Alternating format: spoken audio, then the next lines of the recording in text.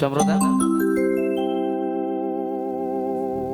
एक उड़ू गुड़िया भला जुआ फलनी जय पवनिया पिए ले उन्हें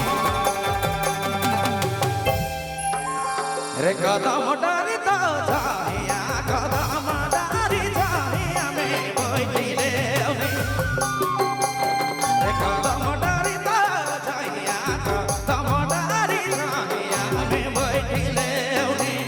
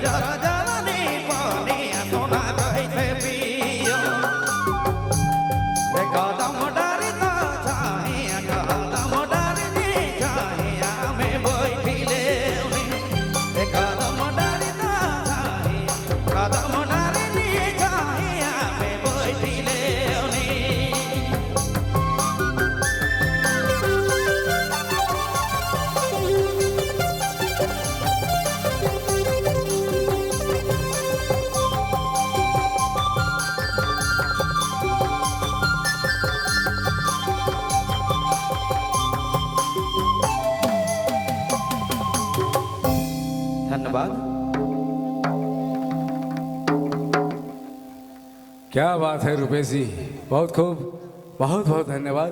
तो चलिए पायदान को हम आगे की ओर बढ़ाते हैं और आवाज देते हैं आपकी चहेती चुलबुली कलाकारा श्रीमती सुहाना देवी जी को। लेकिन ऐसे कंजूसी से काम नहीं चलेगी दोस्तों, चूंकि एक बात का बात